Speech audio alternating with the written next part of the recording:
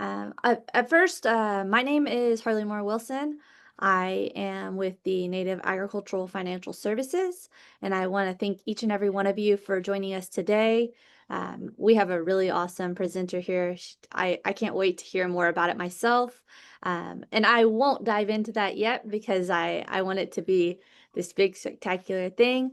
But the Native Agricultural Financial Services is a Native lending institution, and we kind of have two branches. One's focusing on providing that capital to access to capital, but the second side of that is helping educate individuals on agricultural risk management, on helping them understand the background and paperwork of being able to get a loan and what that record keeping and taxes and mediation and all of those different aspects that a lot of people don't think about. We're trying to provide that education and bridge that gap of knowledge to help just educate a lot of individuals. With me today, I do have Mr. Ridge Howell. I will let him introduce himself briefly. Hi, everybody. Thank you so much for joining our webinar today. My name is Ridge Howell, and I'm legal counsel for Native Agriculture Financial Services. And I've actually had the privilege of listening to Kiley present before, and it was amazing. So I'm also very excited to hear more about mediation services in general. But if you have any questions, legal or otherwise, please feel free to reach out to me after this call. Yeah, thank you, Ridge. So this webinar is provided by a grant, the Agricultural Finance Tax and Asset Protection Program. And so we're really thankful to be able to provide this webinar. Now I'm going to be introducing our speaker for today. Her name is Miss Kiley Fleming. Kiley serves as the Executive Director of Iowa Mediation Services and the founder of Outside In. In these roles, she oversees statewide mediation and conflict management efforts, along with providing consultation services through private, individual, and group coaching. With a doctorate that is paired with degrees in human resource development and psychology, Kiley has the expertise to design impactful uh, dynamics and communication training. She is also well equipped to conduct conflict management and mediation sessions, as she has done throughout her human resources and consulting career. Drawing from various industry experiences, along with leading into her certified life coach credentials, Kiley has vast competencies dealing with personal and professional dynamics. She is a master facilitator for the International Farm Transition Network, which helps nationwide efforts certifying individuals and best practices surrounding agricultural succession planning. She also is the author of 2 books, Conflict Imagery, Developing a Relative Framework, and Discovering Self-Imagery. She helps readers authentically name their internal scripts in tangible ways through the practice of identifying personal metaphors and images to convey core beliefs, systems. The creation of shared understanding among parties can be found. Above all else, her greatest privilege is raising her 3 teenage boys. I would like to introduce you to Miss Kiley Fleming. I also wanted to, before Miss Kiley starts her presentation, if you guys have any questions at all, feel free to utilize the chat box or the Q&A box. I will be watching those very frequently. And at the end of Ms. Kiley's presentation, there will be a space for Q&A, and I will allow everybody speaking privileges, so you'll be able to kind of have more of a conversation dialogue. But at this time, thank you, Ms. Kiley, and we look forward to your presentation. Well, thank you for that wonderful introduction. And you made mention at the end that one of my greatest privileges is raising 3 kids. And I will also tell you, they have helped make my practice of mediation better and stronger. So for those who are parents in the world, we're doing these things day in and day out when we're dealing with family, farms, whoever it is, right? So what I thought I would do first is I want to talk a little bit about Iowa Mediation Service because it's relevant regardless of what state or where you are calling from, because it ties into the Farm Bill. So I'm going to do just a very short snippet on what mediation is so I can plant that seed. If you have any questions about it, You're welcome to put those in the chat, or we can talk about them at the end. And then know I'm going to do a secondary presentation where I will be talking about general conflict management skills, because they go hand in glove. Okay, so the first thing is we're going to talk about Iowa Mediation Service. It's important to note that IMS was founded in 1985. And the reason why that's important is because we know a lot of things were going on in the world of agriculture, right? And not most of it were tied to rosy stories. So in Iowa, there was a very unfortunate circumstance that led to our existence. I'm going to give a little bit of a background. People tend to think of mediation as simply a transactional process of a mediator sitting there and helping people with budgets, with finances, with debt, and we can do that. And we also know that when we're talking about farming, there is an emotional and a strong connection to the land and the legacy and the farm. So in 1985, an executive director came up to Iowa and wanted to start a mediation program. And usually in the world of legislation, it would take a long time. However, during the course of him trying to blaze that trail, a farmer was set to lose his land, and that land did have a homestead on it.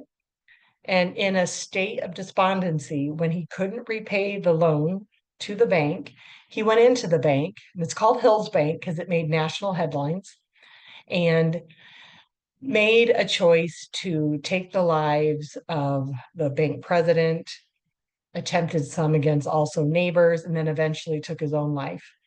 So what happened in 1985 is we were drafted into law instantly. Our governor said, we need interventive services. We were designed to only exist for 2 years. However, here we are, how many years later? And the positive thing that flowed from that crisis situation is that 44 other states have followed Iowa's lead on creating agricultural mediation programs. Oklahoma is one, since I've heard we have people there. Know the executive director well. His name is Mike Mayberry. Okay. And so the wonderful thing about the agricultural mediation programs is that we're now part of a coalition. And so that means that most states have a way of helping producers and farm managers and farm operators deal with if they have a situation of any kind. Okay. So to date, IMS has handled over 50,000 farmer creditor cases. And the great thing is that if we can get a mediation to a table, 80% of those cases will reach an agreement. And as you can see here, economists are saying that our farm mediations are going to become even more complex, more dollars at play, more cross-collateralization, and people want their farm legacy to continue. Okay, so we're going to talk about what is mediation. Mediation is when a neutral third party is hired when there are 2 or more people who are working through a conflict. And a conflict could simply be there's a debt, it needs to be repaid. There's a machinery that needs to be repaired, and we need to get that done. Okay. The job of the mediator isn't to determine who is right or wrong, but rather we serve as the facilitator. So we are there to help you find solutions. And they're not our solutions because we're not a judge, we're not a jury. We're here to sit there at the table with the parties to gain an understanding of what they want for the outcomes and then help create a roadmap. So we do that by maintaining confidentiality. Sometimes we'll keep people at the table altogether. Sometimes we will do private breakout meetings. Essentially, we're going to meet people where they're at. So the outcomes reached, they are party driven. And it is okay to bring outside experts. I rarely now sit in an agricultural mediation where there isn't an attorney or an accountant or a financial planner. Also know that in our world, we call them invited guests. So they're not the ones who are going to be making the decisions. They can give advice, counsel, expertise to the parties at the table. And at the end of the day, any agreement that we create needs to be understood, maintained, and signed by the parties who are impacted. So this process does, in the end, if we get something written, is contractually binding. That's why it's really important as a mediator that we sit there at the table and help make sure that people understand what it is they're agreeing to. We don't want things to have to go to court. We also know that sometimes that does happen. And so we are trying to reality test through what would happen if this reached the courts, because that document could. Okay. A mediation session in agriculture tends to last anywhere from an hour to several hours. If you're doing like a farm succession plan through agriculture, that could go up to a full day. In today's world, we've gotten very adept at doing in-person and virtual. So Zoom, Microsoft Teams, Skype. And that's important to note because before COVID, almost no entities were doing virtual. So we do try to make scheduling to work at a neutral site with neutral timeframes. Okay. So if you're a farm operation, we're probably not going to do the mediation at the farm table. We are probably going to find another location, perhaps extension or something like that. Okay. So what we ask of people is that they bring information and documents prior to the mediation and at the mediation, because preparation is what makes mediation work. Okay. So if individuals outside are going to attend, we want to know prior to, because we want to make sure everybody is okay and understands that. Okay. We ask the mediator to begin with an opening statement. It's going to talk about their role, the process, who is in the session. Okay. And then we're going to invite everybody at the table to talk openly about their perspective. We're going to use joint discussions. We're going to ask people to be open-minded. Okay. So mediation works by us exploring a variety of topics. Okay. And that could be financial. It could be legal, emotional, family. What are proposes, requests? Okay. And then true mediation really begins when we start reality testing. We're going to ask people for their ideas and suggestions, and then we're going to start reality testing those. Okay. So what are the feasibility of this working? What resources are there? Okay. Parties determine which solutions they decide upon and how it will be documented in the agreement. This is not the mediator's words, it'll be your words. Okay. And so at the end, that's our goal. And we will know if mediation is working, frankly, if everybody feels okay about pieces. We also know it's working even if there are tensions or disagreements. Because if people could solve this on their own, they wouldn't need a mediator. So they're coming to a mediator because they're needing a process. And oftentimes that process means we're going to need to give or bend. Rarely in a mediation will every party get every single thing they want, the way they want it, when they want it, how they want it. And it's still a success if we can get an agreement that articulates that whole message. Okay. So that's a very fast highlight reel of mediation. And what I would like to help people with today, though, is how can you become your own mediator? And I'm going to start with the next presentation.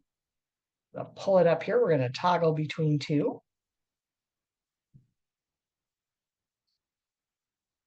Okay. And I hope everybody can see this.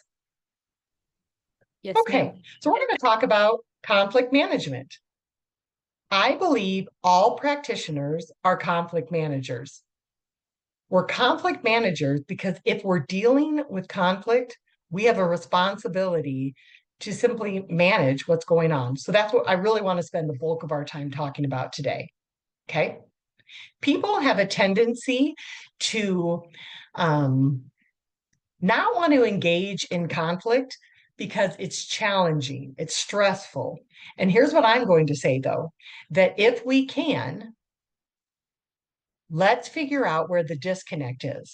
So if you are having a rub with somebody, if there is conflict or stress going on, it's probably because there is a disconnect. And research shows it tends to fall in one of these areas: goals, personalities, resources, or values. Okay, so by goals, we mean, let's say we have a conversation and we're going to talk about farm succession planning today. Okay, so somebody says, yep, we all agree we want to retire. We could gloss right over that without realizing that one person's definition of retirement is very different than somebody else. Okay, somebody could say, I'm going to repay this debt soon. We're like, okay. And we haven't unpacked that. We don't know yet what the word soon actually means. You can ask 5 people the same definition of a word, and they will give a different definition for it. So if I were to say soon to my 3 kids, one would say early, another one would say on time, another one would say when I get to it. So is the conflict a lack of understanding of the words? Okay, so ask yourself that. What is actually going on where there is a gap? Okay, and then the next could be resources. Resources could be, I want to repay this debt and I simply can't. Resources could be, we want to have every family member working in this farm operation. It doesn't cash flow. It could be, I want to retire, but I need health care. Okay. So as you are approaching anything, whether it's within your family or the operation, one of the first things that I tell people to imagine is be a gap analyzer. If there is a conflict, it is simply a gap from this point to this point. And we're not required to make the gap not happen or not be there. Rather, can we identify what the gap is, and then how do we think about bridging it? Okay, so on this list, you're going to see that it says personalities could be different. Some people are passive, some are direct, some need a lot of processing time, some are rapid speed. When we're dealing with conflict, the goal isn't to ask people to show up differently than who they are. The goal is to figure out, are there ways to try to create harmony among the different styles? Okay. So what are the sources of tension? It could be varied perspectives on a situation, lack of information, power imbalances, communication styles. Okay, so again, if we are a gap analyzer, we're going to be asking ourselves, could something else be going on that is making this communication hard? Talked a lot about the examples with my kids. And so one of the things that I'll give an example. If I ask my 3 kiddos and say, hey guys, I'd like your feedback on this, are they going to have the same liberty and freedom to share as they would if it was their best friend asking? Or is there already an implied power dynamic because I'm the parent?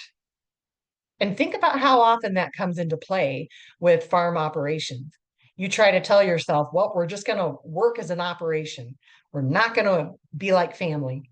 And then you talk about the family or the farm at Thanksgiving around the kitchen table where every child and parent has sat in the same spot from basically birth. And yet we think we're going to be able to have neutral, no power dynamics at play. So if there's a sense that there's tension because of power dynamics and imbalances, to ask yourself, what can I do to try to flatten those? So for instance, I would tell people, Use family functions for family functions. Have slated specific time for farm discussions and ranch discussions, okay? Perhaps meet at an extension office or a conference room, or even if you're going to meet on the farmstead or the ranch, asking yourself, could we meet somewhere other than the kitchen table? I've advocated that some operations should just set a picnic table outside, because that physical difference can make a huge impact on the tension that we feel. Okay. So conflict confusion is when you're with somebody or you're dealing with something and you're just like, I know this doesn't feel good, but I'm not actually sure why. We've all had it, right?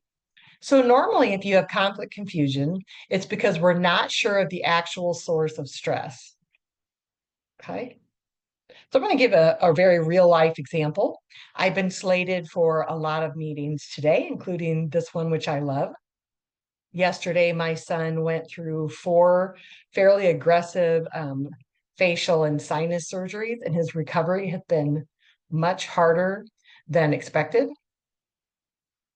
So this morning, when I have little things happening, if I feel stressed out about that, is it the little thing? Or is that probably the straw that broke the camel's back because I'm trying to navigate a post-surgery son? But oftentimes we don't slow ourselves down to be like, oh, it's not really about this. It's about this. Okay. Or we might misunderstand why certain people or activities are activating. It could be that you hear a phrase with all the best of intent that somebody says to you, and it rubs you wrong. And it could be that on some level, you don't even know it reminds you of your mom or your dad or your high school friend or a teacher or whatever. Okay. Or we overestimate the strength of the boundaries we have. We're really great about saying, next time I'm going to say no. Next time I'm going to build in more time. And yet, when we really assess ourselves, we often don't have strong enough boundaries, and we also underestimate the amount of choice that we have. So for instance, today I have all these meetings. I could say out loud, well, I don't have a choice. I have to do these meetings. Or I could say, what meetings could I optionally reschedule? Or if need be, could I say to all the organizers of meetings, I've had a crisis at hand and I'm not going to be able to participate. To say I have no choice there, I might not like all the choices, right? But to say I have no choice takes away our self-power. So when you feel that kind of confusion, ask yourself, like, maybe is there something else going on? Why is this activating? What is the source? What boundaries have I truly established? What choices do I actually have? Okay. And you're going to know stylistically how you embrace conflict by asking yourself the question up there on the screen, which says, think about how you responded once in a past situation where you were extremely stressed or in crisis. And I'm going to use a metaphor real quickly. I would assume that everybody on the screen has been exposed to a pet dog at some point, whether in their household, a friend, okay? If we judge a dog when it's in a very comfortable state, that is going to be one presentation from that dog. If I back that dog up to a corner, they might present differently. And what I know from experience is that if a dog gets backed in a corner, some bark, some yelp and cry, some cower, some have their hair stand on end.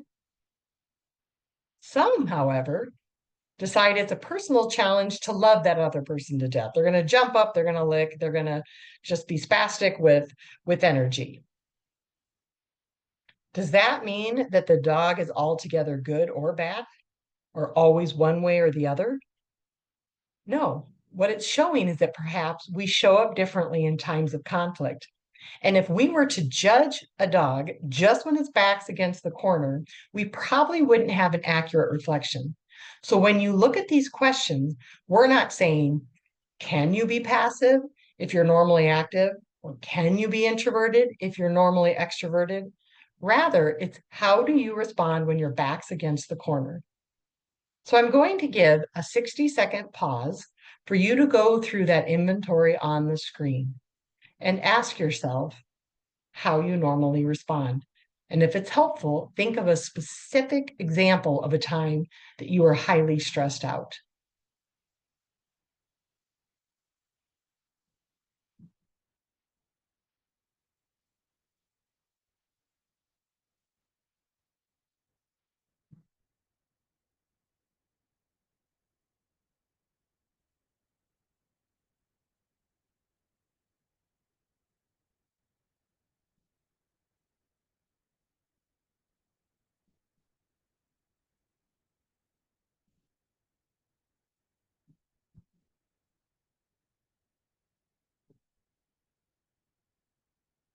Okay, so I didn't wait a full 60 seconds because that's traditional Kiley style, which tells you already that if I go through this inventory, I would, if I admit how I deal in stress, I'm highly active, very extroverted, competitive, impulsive, and I head on and engage with the problem. So there might be some of you asking, how in the world does she run a statewide mediation organization if those are her styles? It's because just because we have a tendency to show up a certain way in stress doesn't mean we can't use other skill sets. So because I am those things, one, I surround myself with people who are opposites. Two, I work with circumstances to try to work within it. I've done a lot of self-reflection to know what does or doesn't activate. And also know that when I'm serving as a mediator, my role is very different than if I have personal conflict. The same can be said if you're engaging with somebody in an operation, whether it's a family member, a banker, a marketer, a seed distributor, a veterinarian, whoever it is. You may show up in different ways for different people. And as long as we know and recognize that, that'll help us as we engage in the conversation. You're going to be sitting on future workshops with this group where they're going to talk about things tied to the debtor creditor relationship and finances and things like that. And we might think, well, that should be easy because that's transactional and that's fact-based and that's absolute. And yet, don't we know that even finances can create an emotive response? Like if somebody spends money differently than we want, you can almost feel that feeling in yourself like, okay. So when you listen to the next workshops, ask yourself, how can I apply the environment, the information, and also know that I am going to feel the way I feel? Somebody in mediation, if you're sitting with a practitioner, should be letting you know that how you feel is okay. The thoughts you have are okay. What we do with it is a different story. So if you've ever shown up at a time in conflict where you're like, that was not my best yes, look at it with curiosity and compassion and say, okay, what's my learning? What's my takeaway? How can I do better moving forward? Or how much responsibility do I even need to shoulder within the circumstance? So part of the techniques that I want you to walk away with is when we are being neutral, part of it is the way that we affirm and validate. So for instance, you are in a ranching environment and somebody says, it's a hard time, it's a crisis dealing with cattle right now because of XYZ. and I'm working with a group where somebody else has a different perspective and is like, that's not bad. You should have seen how it was when this epidemic went through. If I sit there and I say to the person, hey, you're having a real crisis, that's not neutral. Instead, if I say, it sounds like this is a difficult time for you. Thanks for sharing your perspective. That will help you not appear to be aligned with one side or another. So neutrality can still be positive and it can still be affirming. It just needs to be done in a way that we are not saying that someone else is right or wrong. And we can do that by slowing down the interaction.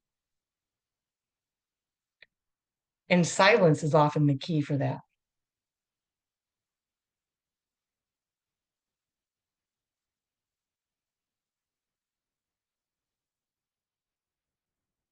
As we sat there, that maybe felt like a breath of fresh air for some.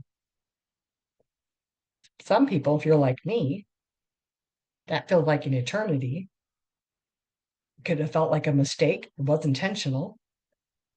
Putting that just 10 seconds in to that conversation can change the energy, the tone. So we don't even have to necessarily slow down an interaction with our words. I've given verbal examples there.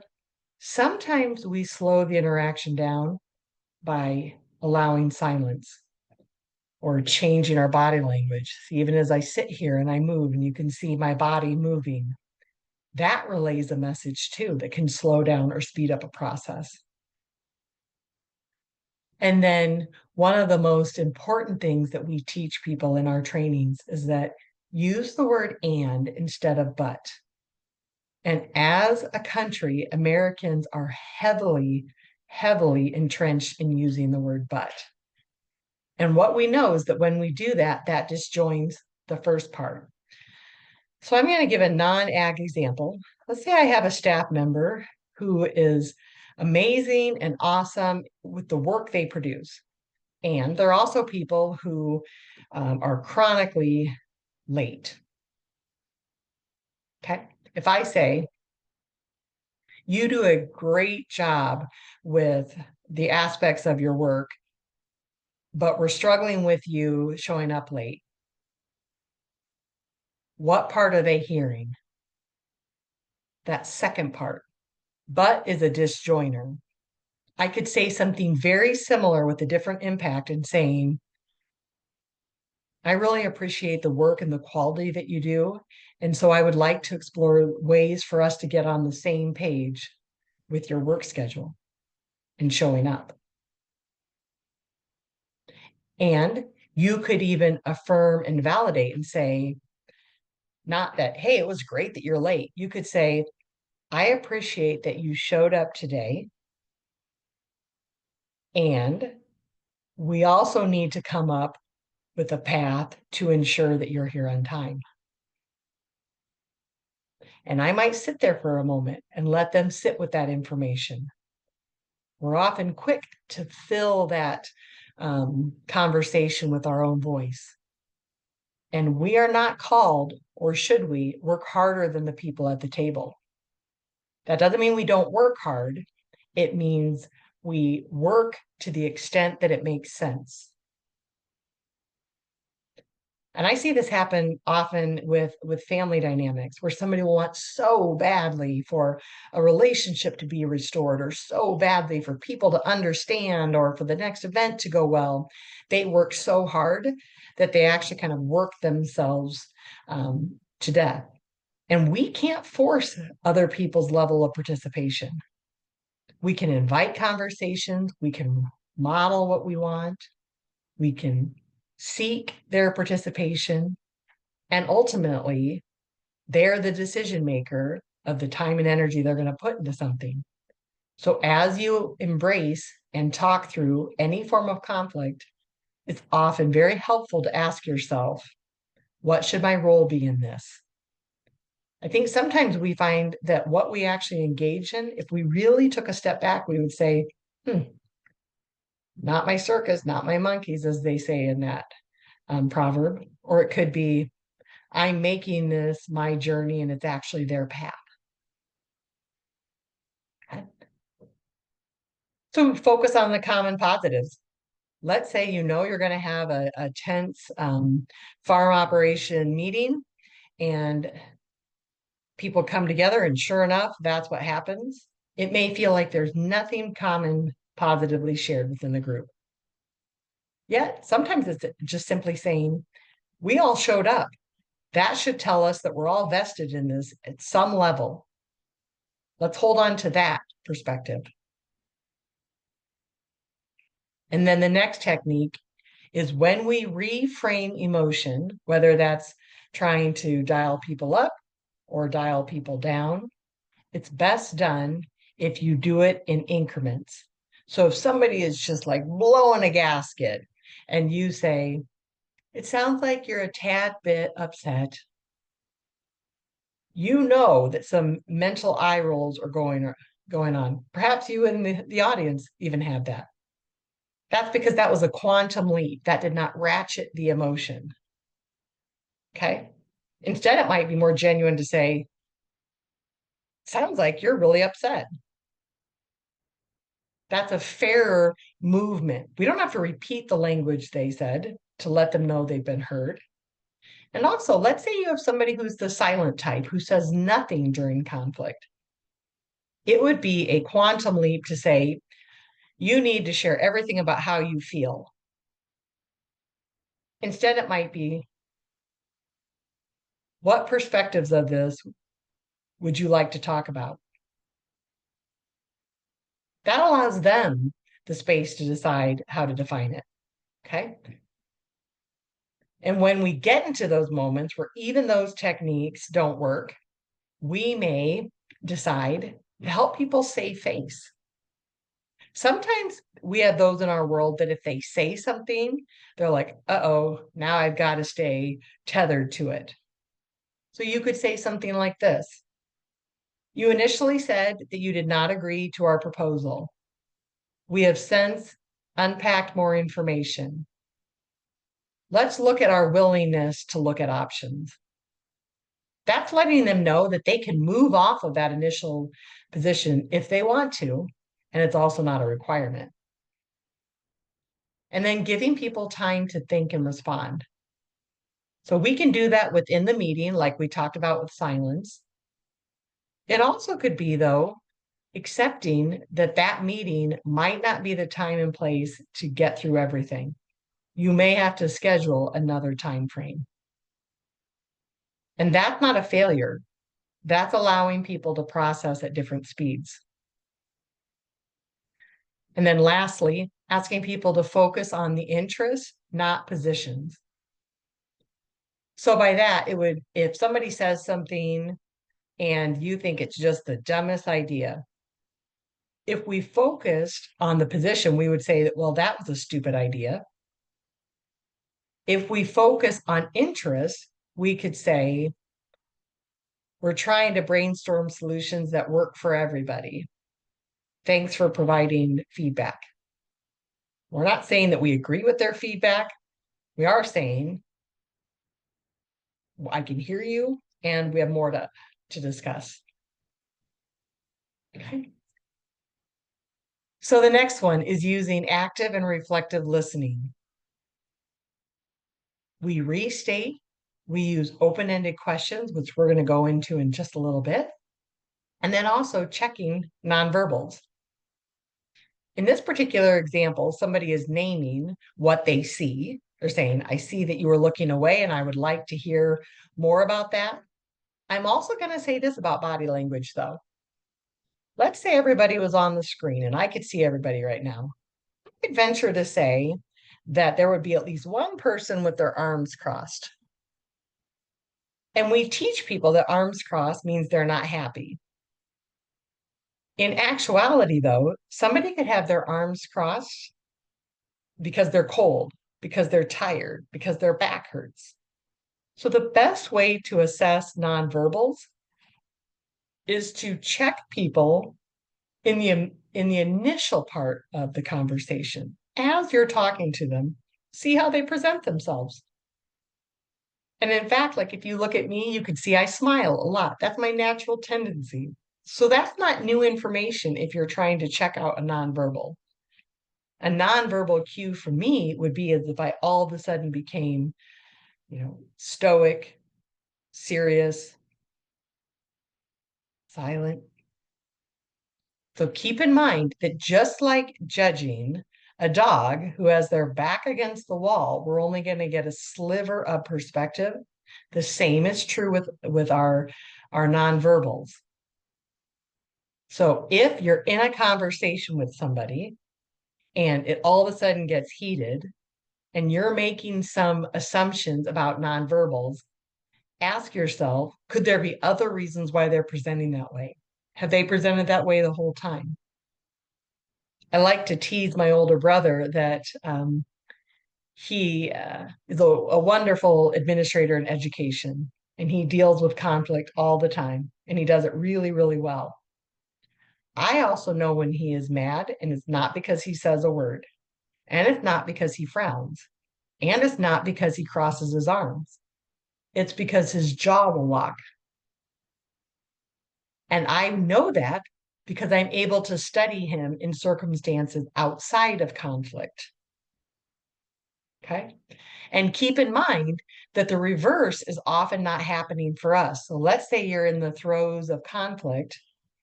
Somebody is now going to be assessing your body language, and they maybe haven't been studying you the whole way through. So if you get there, you could ask yourself, how am I presenting right now? And often it's a matter of just like relaxing our shoulders, opening ourselves up, whatever is comfortable, because they may inadvertently misjudge your physical presentation. So once we have done the act of listening and reflective practices, we want to move to clarification. And that's when we basically are trying to frame back what they have said. Okay. So we do this by asking for storytelling, getting more information. And we often make this more complicated than it needs to be. In a lot of cases, if we simply say, tell me more about that. Let's explore that.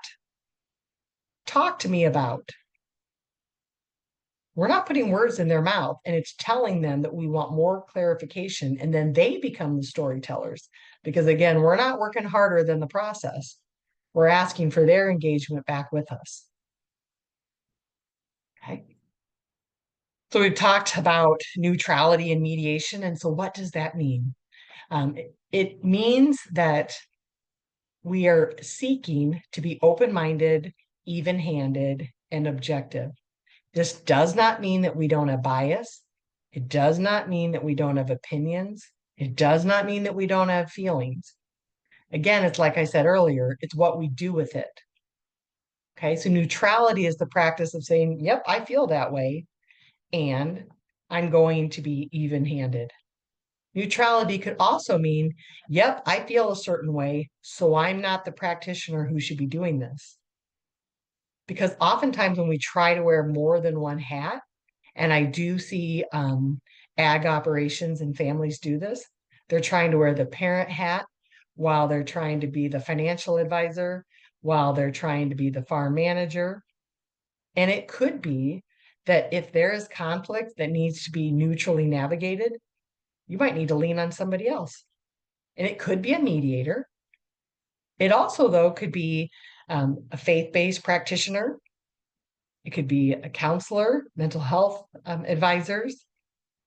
It's anybody who would be trusted to be objective to the process. Okay. And so neutrality is also about the teeter-totter.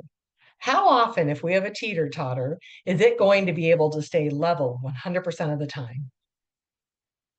The teeter-totter means that we are seeking to avoid that thump, that extreme on one end. So we do this by doing a self-check. Is this situation a good match with you? Is the timing right?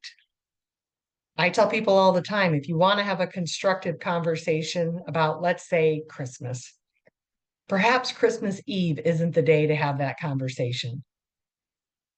Maybe it's better had in January or July or October. Okay. And then we do need to ensure that our process has accountability. So if you set up ground rules, like ground rules could be we're not going to interrupt each other, but then we hold ourselves to the same standards.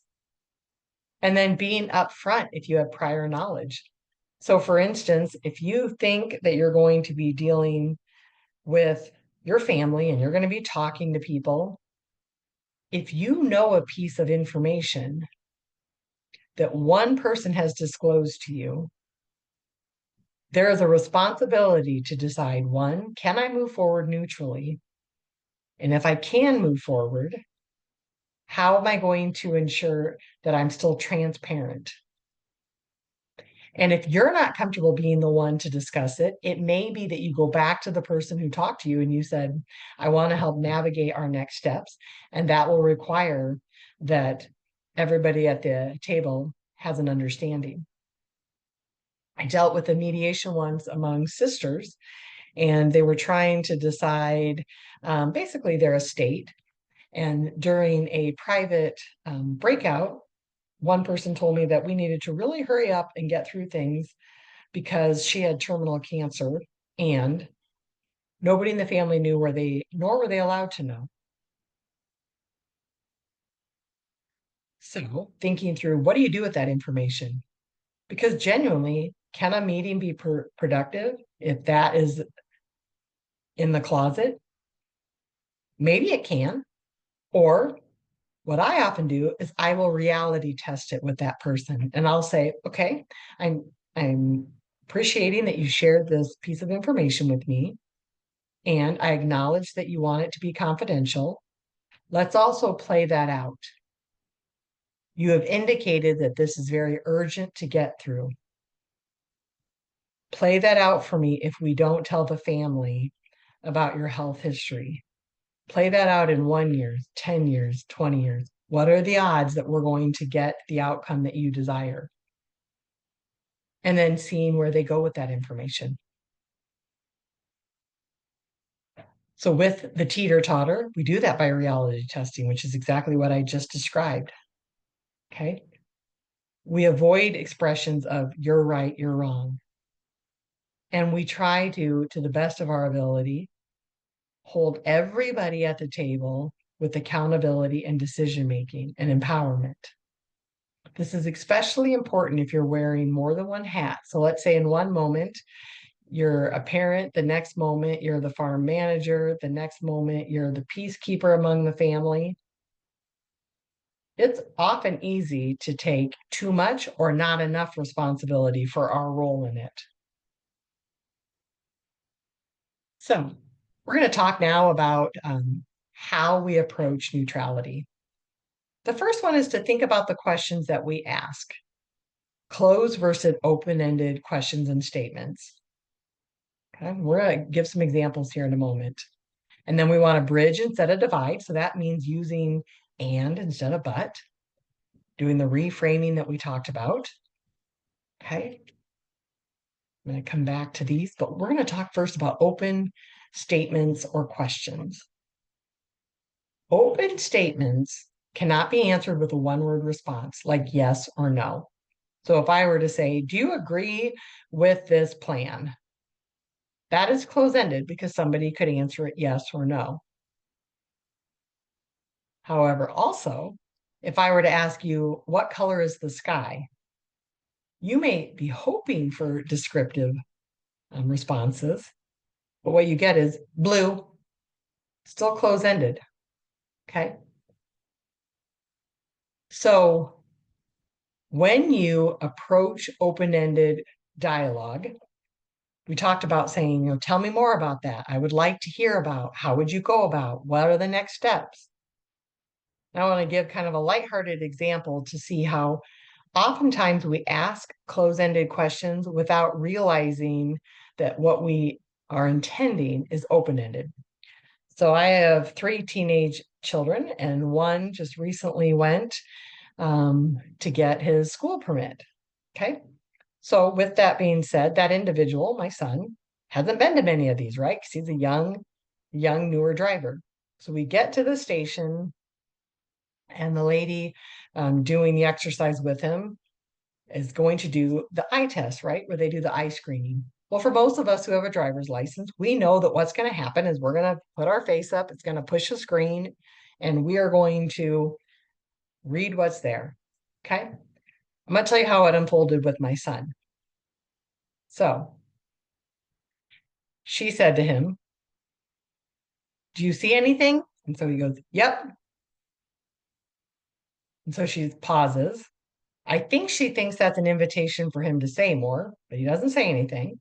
So then she says, "Well, what do you see?" "Numbers." At this point, I'm like half like, what is actually going on here, right? Then she gets to finally the third question and she says, "What numbers do you see?"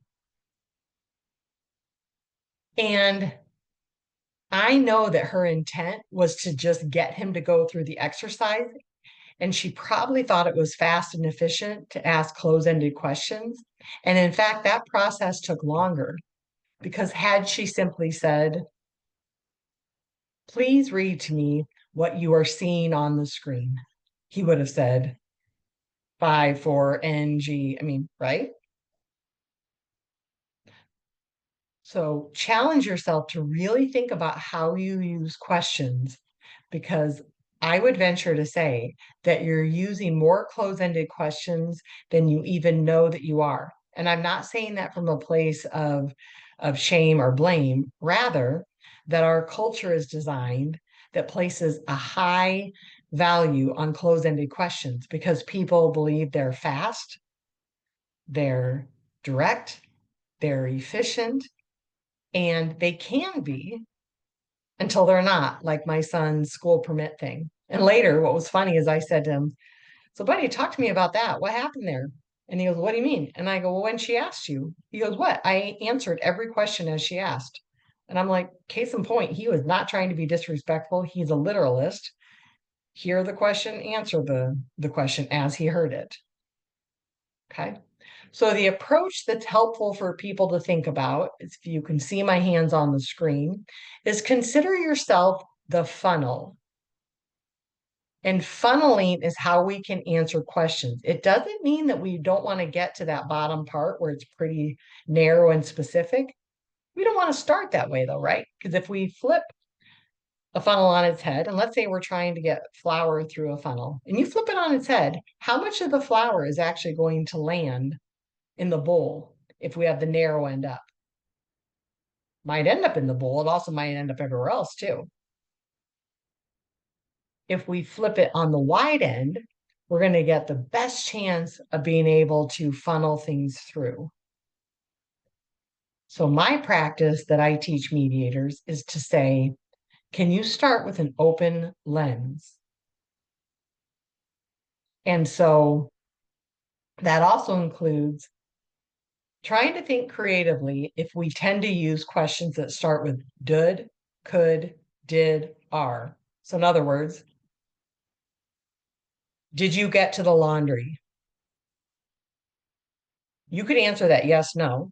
And also know that questions like that can automatically assume that somebody's on the defensive. Like, wait, why are they asking? Do they not think I did this? Where I could take that same topic and say, talk to me about your laundry folding process. I'm going to get a lot more information than did you get to the laundry or did you fold the laundry? Okay. So we can help mirror what participants are saying. We live in a world now where people are very concerned about what will or won't activate people, right? Like nobody wants to step in it and say the wrong word at the wrong time. So the reason I also like open-ended statements and questions is I want to hear the language they use.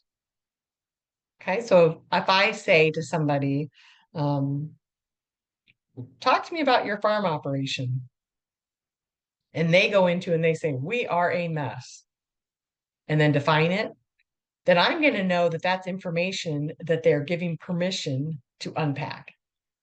They might, though, go right into, we're a 150-year century farm, legacy farm. That's going to tell me that they place a high value on the legacy, the time. Okay, so we want to try to mirror what participants are saying.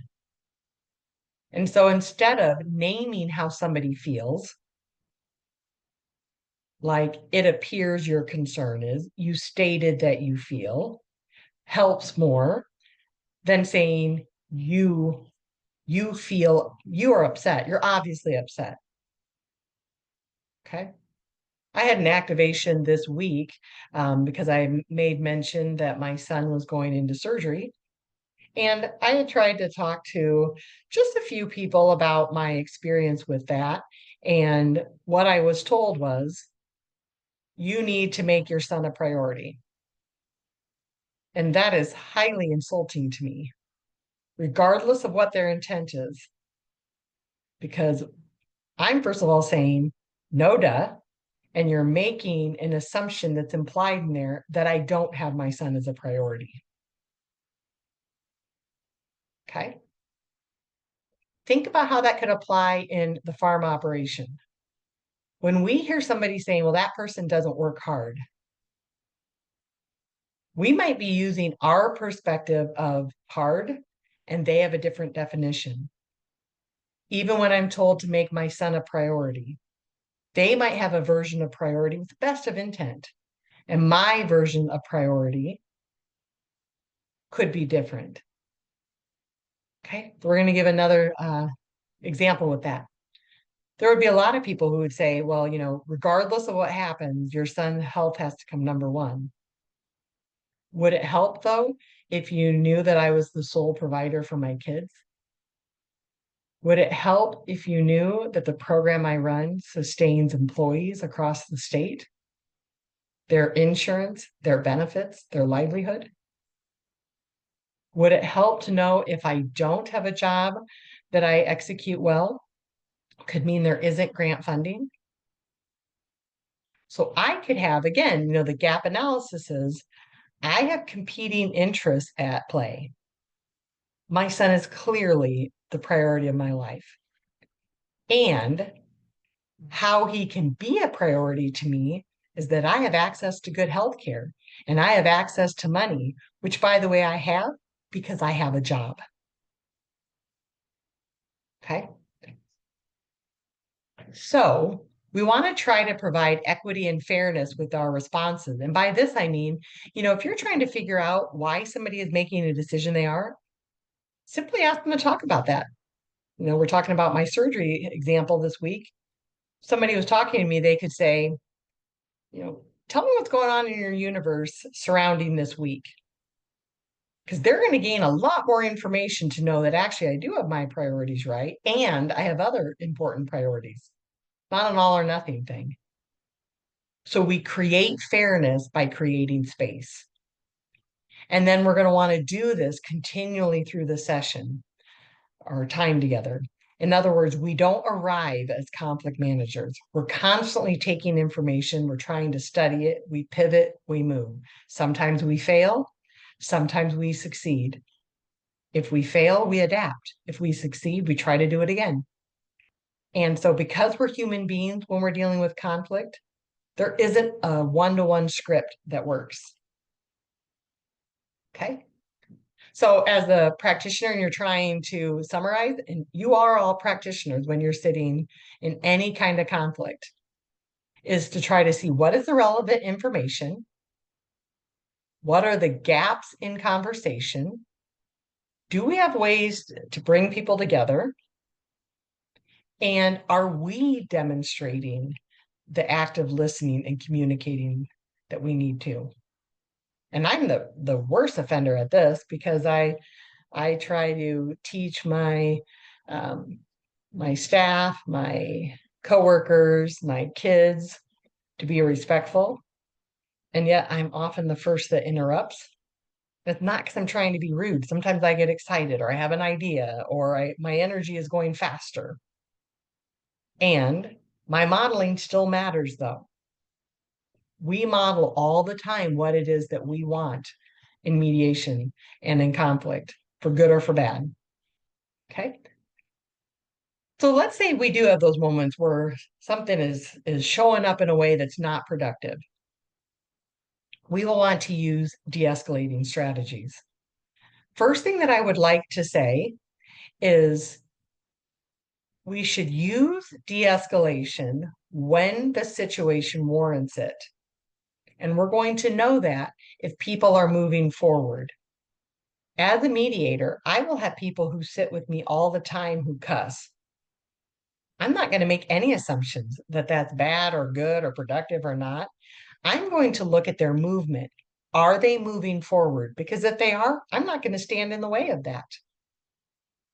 I decide when we need to use de-escalating strategies when I see what I call looping behaviors. And looping behaviors means the person keeps bringing back the same subject, the same topic. We're getting stuck. We're not moving forward. Then that's my cue that says, yeah, we need to de-escalate. And keep in mind that de-escalation can even be if somebody's apathetic. This doesn't have to be a hothead. We can also want to de-escalate that. And de-escalation could be trying to draw people out. So we do that by our own thought process, how we hold our body, being empathetic, and then also focusing what's behind the feeling or what's behind the conversation. I've sat in many a debtor-creditor mediation where somebody gets very opinionated or heated, and it's about like a loan repayment. And the banker at the other side is like, what? Just pay the note. I mean, their perspective. And so it could be that that repayment is going to hurt their ability to pay health insurance, is going to hurt their ability to go on vacation, whatever it is. It doesn't mean that we have to change the outcome. The debt still needs to be repaid. It could be, though, that an acknowledgement of what they are juggling is often enough that then people will self-regulate. Most human beings want to feel seen and heard. And we do that not by telling people how they should be seen and heard, but inviting them to the table as they are. So if somebody gets hot about something that we don't understand, we don't have to understand it. We could simply say, I want to know more about that. Okay.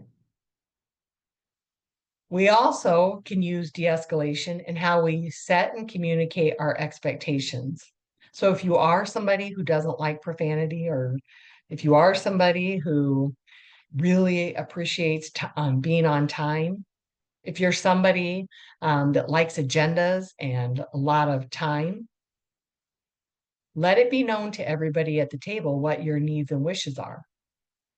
And then we're going to explore the choices. So when I'm working in a mediation situation, especially if it is something that deals with emotion or relationships, I'm going to ask that they not just give one solution. I want them, to the best of their ability, to try to come up with multiple solutions. Because otherwise, the risk is that if we give one solution, we have a tendency to give the easiest, the fastest, most obvious, tried and true, and we might not be as creative. And then you take those ideas and then you start reality testing. So you play out the consequences. And we think of consequence as a negative thing, and yet consequence simply just means the results or outcome. If I choose to embrace a healthy diet and nutritional plan, natural consequences could be that I'm at a healthy weight, or that I sleep better, or that my migraines go away, or whatever it is. Okay. So to do that, try to figure out what is a respectful time and silence. I happen to have farm succession mediation earlier today. It ended up being on for about 3 hours. And I was trying to reality test and said, how much time do we need between the next meeting? And one person said, soon. Another person said, I agree. One person said, I'm busy. And I realized we're using very generic words to describe. And so what I decided is that there needed to be time and space for them to make that decision. So because we had tried lots of things, I said, I am going to ask that by next Wednesday, everybody has communicated with Iowa Mediation Service about their availability from now until the end of September. Because what I was discovering was that they needed time to sit in even how soon to meet. What is soon? And they needed it to be time bound though, because if I had said, reach out to IMS whenever you're ready, we could be sitting there 3 years later. When I proposed the idea of Wednesday, I then followed it up with a close-ended question, which is that reasonable? And they all said, absolutely. And thanks for giving us a script because now we know what to work on. I still gave them permission to opt out though. So comparing our proposed reality with perceptions of reality, and you'll know that this is likely happening when you hear somebody use words like mom always, mom never, dad, always. So always, never, everything, nothing. If you hear somebody say, I did nothing wrong, there's probably a gap in some of our reality testing there. Because how often are we never wrong or always right? Those end of the spectrum language should tell us that we need to get a shared understanding. So in the morning example that I had, a person said, I give every email to the operation the proper subject line. Instead of challenging that, I said, talk to me about that approach. And what we actually found out was, case in point, that wasn't actually true. And that's okay that it's not true. It's that I want to make sure everyone has a shared understanding. So I did that by asking the other people in the session, what would be helpful in email subject lines? This farm operation was getting derailed just by how emails were being handled. And come to find out, they all had different expectations of when they should reply, how they should reply. Do they do private responses, group responses? Do we need a certain subject line a certain way? What is considered an adequate amount of time? Having that shared understanding helped us get to the same place. And oftentimes it's because we're using terms without really unpacking it. So you're dealing with somebody, and let's say, I'm assuming there are some people in the room that this applies to, who are wanting to have a strategic farm succession plan or a ranch succession plan. I could say to one family, who here wants a farm succession plan? I really would expect the vast majority, if not all those participating, to say, yep. Where I could be going south, though, is if I don't define what a farm succession plan is. I could talk to people who are in a farm operation and say, what's a farm succession plan? And one person could say, just knowing who it gets passed to. Another one could say, having every job description lined out. Next one could say, having a written plan with an estate, a will, power of attorneys lined up. So the clarity with the words will help. And then we want to look at time frames. Conflict often happens when we have misaligned time frames. I work with many a farm operation who has a strong value and a desire to have regular operational meetings. And then 3 years pass And then they'll say, well, we actually got together. The family had Thanksgiving together. And they're confusing the two worlds. And I could say, when is the last time there was a business only farm planning meeting? And once they answer that, okay, and then moving forward, so from this moment on, what is our expectation of what a routine meeting would look like? Some operations meet monthly on Zoom, some are quarterly, some once a year, some have daily pop-ups together. Okay. It's ensuring, though, that our time frames are realistic and feasible. And then we want to compare outcomes with our original needs. And by this, I mean, we're talking about that farm succession example. And somebody says, we need to have a farm succession plan. Mom and dad won't be here forever. And then we start down the line and all of a sudden we squirrel, we're over here. That's when we say, let's remind ourselves, what was our original need? Are we filling that need? Does this conversation get us where we want to be going? Okay. And sometimes what we need to discuss are the legal parameters, community expectation, your organizational practice. And keep in mind that not everybody, even if they have lived on the farm operation forever, always know these things. They might not necessarily know the legal parameters. Think about how many ag entities don't even share their true financials with each other. And here's what I say to that. He who holds the gold holds the rule. So in other words, if one person has full access to finances, it might be harder to problem solve.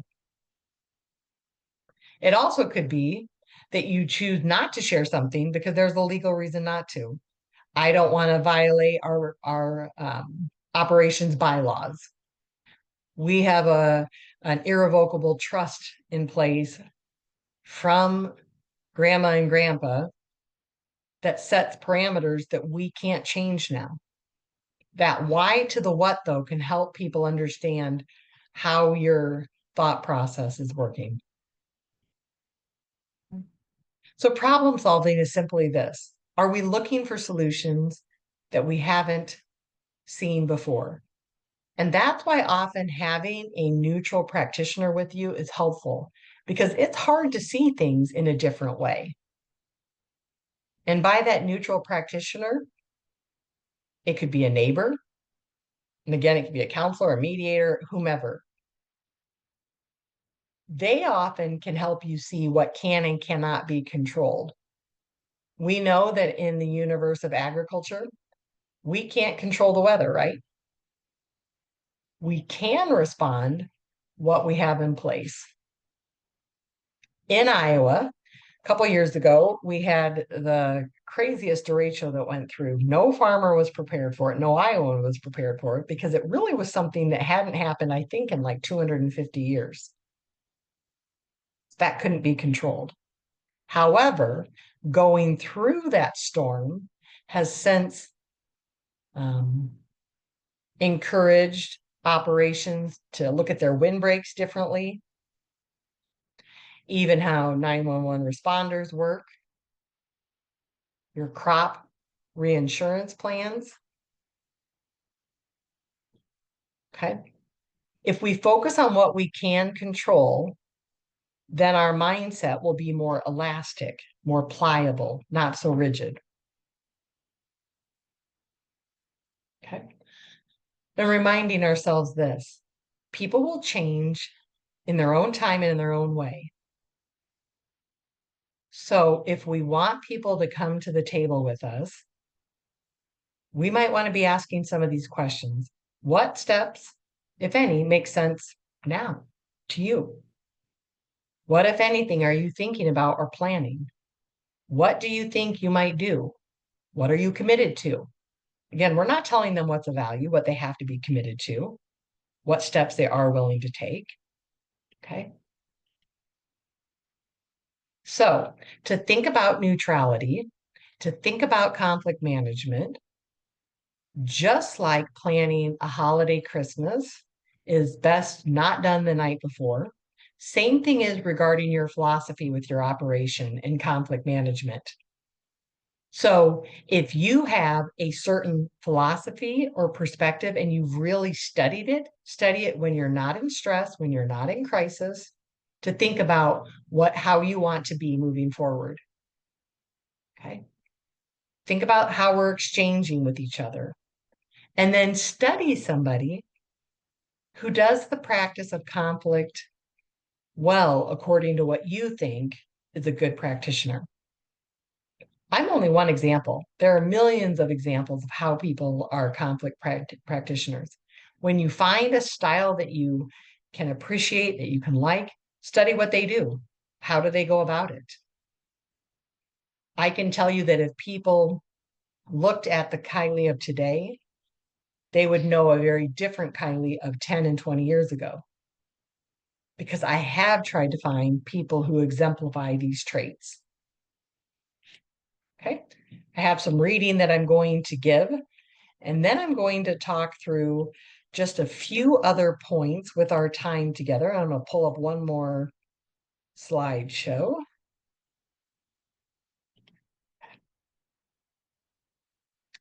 Hope people can see it here shortly. I'm going to take it to the first screen. Here we go. I call it effective farm business interactions. Notice that there is an arrow on this screen. How many of you have ever seen a bow and arrow, an arrow shot across the sky, whether it's an archer, a hunter? The bow is not given flight without there being tension from the bow. And not once are we going to sit there and be like, oh gosh, there's tension. No, we know that tension is necessary for the bow to take flight. Our farm operations might be the same way. We may need to challenge ourselves to deal with a difficult conversation. How we approach the bank, how we approach a stubborn family member. Okay. Tension isn't good or bad. Tension just is, so long as we're creating movement forward. And here's how you can work moving forward. If you remember nothing else from this workshop, I want you to focus on these 3 questions. Where are we now? Where do we want to be?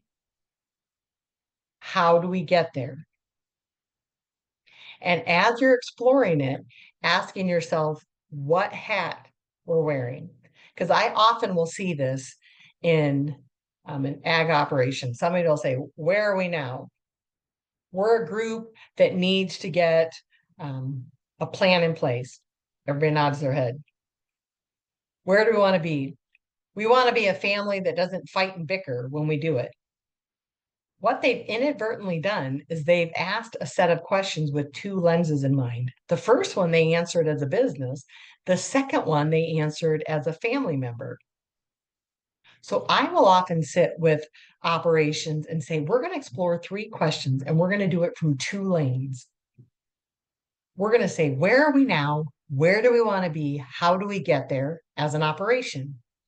And we're going to ask those 3 questions with that silo in mind. And then we're going to ask the same set of questions again. Where are we now? Where do we want to be? How do we get there? With the family, or it could be with employees, with our banker. Okay, because again, none of us show up the same way with every human being that we encounter. And oftentimes we're confusing what hat we're wearing. So the next part then is to pre-plan when possible. What do you typically encounter? What resources are at your disposal? So if something is activating to you, study it beforehand. You might not know why something bothers you. You could take a step back and say, okay, seems like every 4th of July, we try to have an operational meeting and we go into it with good intent, and we've yet to have a successful meeting. Interestingly, we do one in November and we have no issues. So that's where the pre-planning is. What situations do we typically encounter? And in that, I'm going to objectively say, well, something about November makes those conversations constructive. Something about July doesn't. Let's try to explore that. And then what resources are already at our disposal? So by that, it could be, I figured it out. In July, we're celebrating Independence Day, and it starts out really awesome. Everybody's getting along. I think the reason that we're going south is because by midnight, the whole family's drunk, and now we're bringing up scripts from the past, and our filters are off.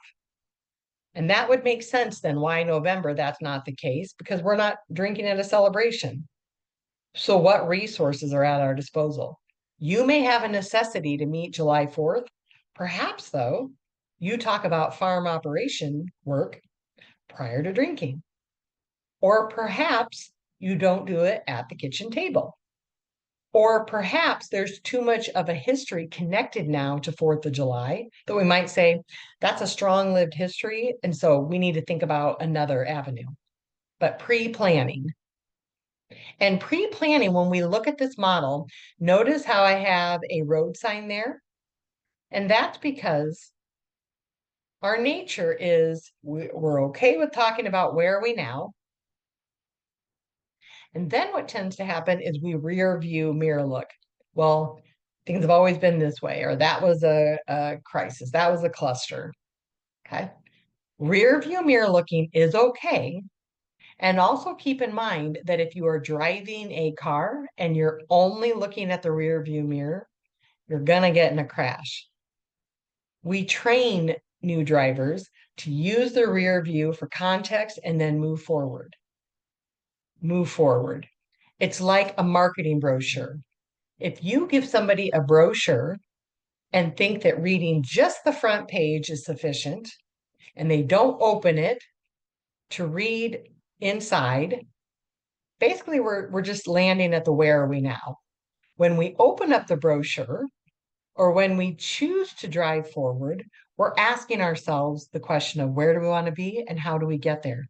And notice those aren't judgment ridden questions. Okay, so we talked about this. Want to point out that the reason why farm conversations are often avoided are for these reasons. And I want you all to look at the screen and think, do you relate to any of these? So raising unpleasant issues, maybe it's confronting mortality, loss of identity, hard to pick among children, you're too busy, loss of control. Maybe you need those assets for other expenses. You don't know how to plan, reduces options. And how I go about this with farm operations is I will ask them, okay, so you're saying you're too busy for this task. Do you pay your taxes? And fingers crossed, I get people who say they do. And I would say, but you said you were too busy to do important tasks. Well, paying my taxes is important. Okay, why is it important that you pay your taxes? Well, because I don't want to end up in jail. I don't want to have penalties and fines. I don't want to be in trouble. Okay. So in fact, when something is a high enough priority, we will put aside our busy schedules to do it. I'll do that with all of them. Okay, so loss of control. How many of you have been given a new role in a work assignment? Because most farm operations today have people working off farm. Okay, so give me a non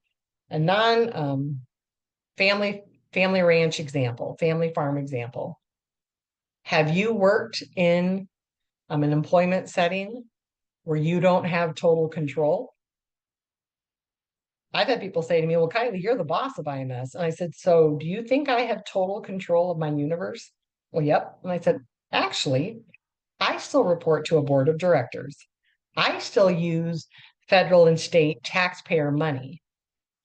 So I know that there are certain things I don't get to control. Do I just throw my hands up in the air and say, well, I'm not going to do this job anymore? No, I work within what I have. So many of the reasons that producers and ranchers and farmers give for why they're not going to have these conversations really can actually be challenged if we apply it to other areas in their life. And it's okay. Somebody might not know how to plan. Guess what? I mean, I'm not the best with logistics, and I'm an 11th hour Lucy. So because that's not my gift, I have staff who help me. That's not a shame for me. That's me acknowledging that I need assistance in that area. Okay. And if you've ever had a hard conversation, you might be asking yourself, why should I talk with somebody who doesn't connect with me? Why address this if we're already locked in? So in other words, dad made this plan, so we're always going to do it. Or why speak with somebody who feels so differently about disputes?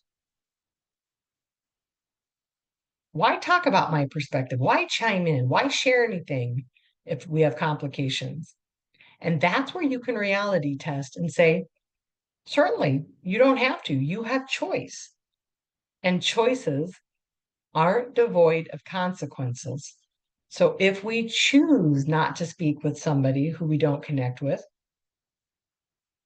play that out to me to the logical or illogical end. What may or may not happen as a result of that? So we're allowing people to have those thoughts. And we're also saying, if you choose to stay in that lane, what are potential outcomes that could happen? Okay. We talked about being passive and active. What I want to remind people is that when your back is against the wall, that stress and our stress responses contain both positive and less desirable attributes. I tell people to think of sun and shadow. For instance, I am a kind of a bold personality. I'm strong in my words and my presence. I have a ton of grit and tenacity. I'm a doer. Okay, that's sunshine. The shadow side of Kylie is that I can railroad over people. I can miss cues that people give me. And it'd be easy to say, yep, so the person who's patient is doing it better. Here's what I'm going to say though. Patient people, docile people, calm people, they too have sunshine. Their sunshine could be that they breathe in oxygen to the situation. The shadow side could be they're not as effective as getting things done. So it is okay to live in a universe where more than one style shows up, and that even when we're stressed out, our responses have both a positive and an underbelly, sunshine and shadow. Because where we focus our energy shapes what we do with it. So if I decide that I'm going to focus just on the shadow side of either myself or somebody else, then my energy, my beliefs, my behaviors are probably going to line up that way. Okay. So if I take the time to look at intent versus impact, it doesn't mean something has to land on me wonderfully. I could say, could their intentions be with that they meant good? And I'm going to focus on how I can still honor myself and how I feel and acknowledge their perspective as well. Okay. Okay, so we've talked about these. I want to just make sure I've gone through. Okay, so we also have, I think this is important to know, external versus internal boundaries. External boundaries are what define you from other, where internal boundaries are what define you from you. And that might sound weird, but stick with me for a minute. Let's say there is a 6-person ag operation. The external boundary would be, how do you define yourself with the other 5 people? The internal boundary would be like, okay, so even as I have those relationships, when am I competing with myself? And that would be like, let's say I'm like, gosh, I want to be good with the farm and I want to have, peace in my mental state, and I want to be able to retire, and I want to have everybody get along. That's an example of when your own internal boundaries are competing. We often understand when there's external boundaries at play because we appreciate that 6 people sitting at a table are all going to have their own perspective. It gets more confusing when we're like, okay, it's me who's warring with myself. Talked about my son's surgery. I could have an internal boundary with being like, I want to be the best mom, and I want to be the best boss, and I want to be the most patient person, and I want to be. We are, there's a phrase that says we should have ourselves, right? I should have done this. That's probably your internal boundaries that need to have some clarification. Okay. And so the idea that I just gave with neutrality and questions, ask yourself the same thing. Are you talking to yourself with open statements? Instead of saying, did I handle that situation well? It'd be easy to be like, nope.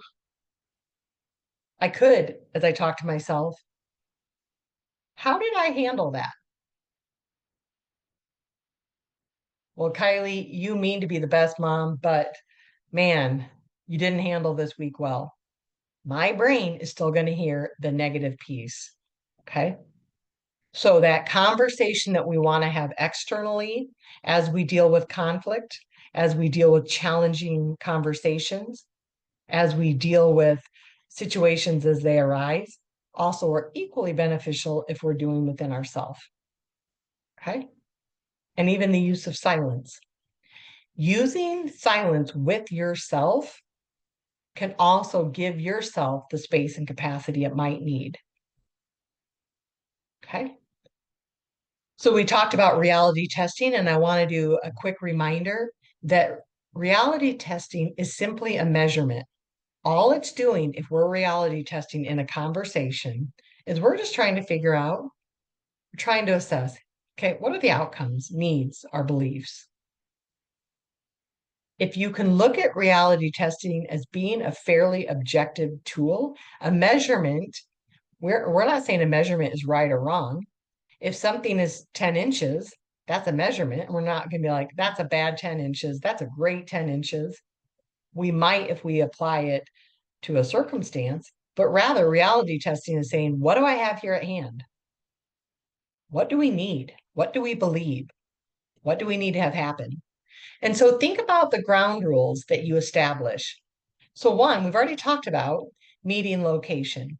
I'm not saying it's the be all end all to meet offsite. Keep in mind, though, that where we bring ourselves together creates a mindset. What is our process for agendas? Is it formal, informal, written? What are the roles of participants and titles used? So if you're somebody who's going into the bank and you say, and I say, I'm Kylie, and this is my son. So I've used a first name for myself and I've used a family title for them. Or what if I say, I'm the executive director and this is my son? Does that mean this person's only my son, just my son? Are they a partner in the business? Do they get to make decisions? Titles can make a big difference. And then when there are challenges, how will they be expressed? Are you one that will do it in writing? Are you a group that will decide that if you have a grievance, you try to pull it up before you meet again? How are we going to capture ideas? Is there a note taker? Are Zooms more productive for us? Do we need to meet in person?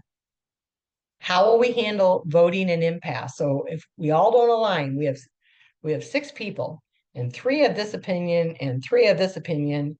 Uh-oh, now we're at deadlock. Pre-thinking and considering what is our process going to look like? And then what is the post-session need?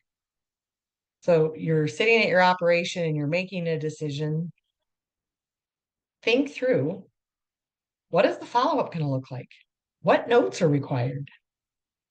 Does it need to be specific, measurable, attainable, realistic, timely, the SMART goals? Okay. So practical tips in doing this is when you can with your communication to assess, am I actually being clear? Am I truly being concise? And am I consistent in my language? And all the reality testing in the world is great. And we also need to plan for emergencies. What will we do? And we do this in mediation where we'll tell people, okay, you have a plan to repay this loan. And they'll say, I'm going to pay it this month. And when I get this operational note and when calving is done, whatever the scenario is. Part of my role as a mediator is to say, I appreciate the plan in place. Let's also explore what could happen if there is an emergency or we're side railed. Because it's all well and good to say that you're going to repay a note.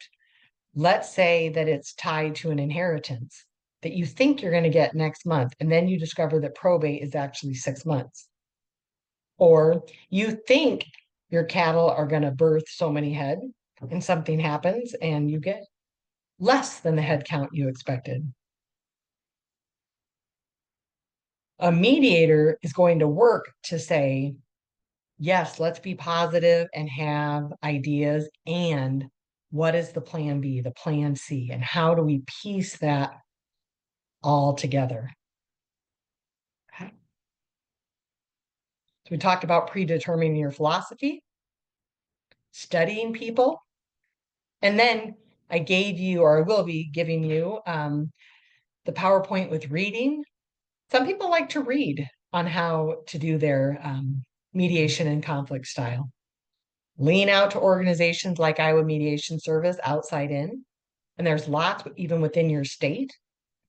And then the last thing that I would say is part of reality testing, learning and growing is the opportunity to ask questions. So that's now what we're going to do with our remaining 20 minutes together.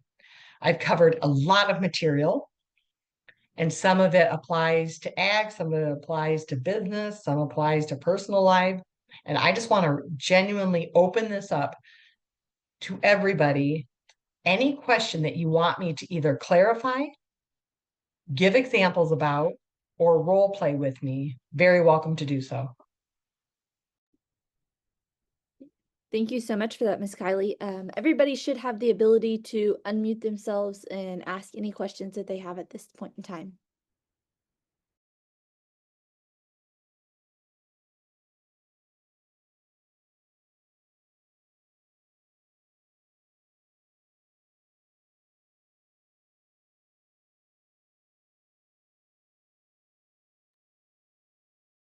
And you just did a really great job of allowing some silence in there.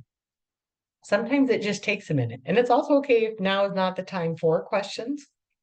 It's also okay if you're even just trying to figure out what words meant.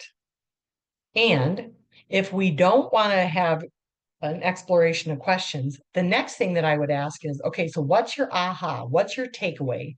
What one thing might you try to practice moving forward? Because these workshops that you're attending are only as good as the extent to which you can actually use it in your life.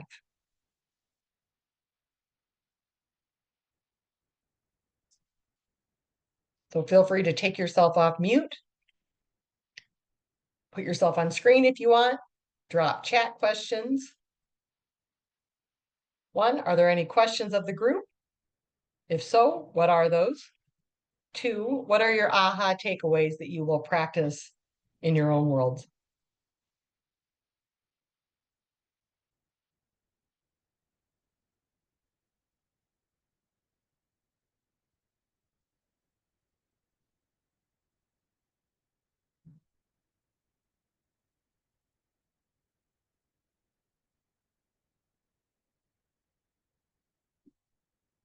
Well, with that being said, and I don't know if we're okay with this, we can also stop recording now.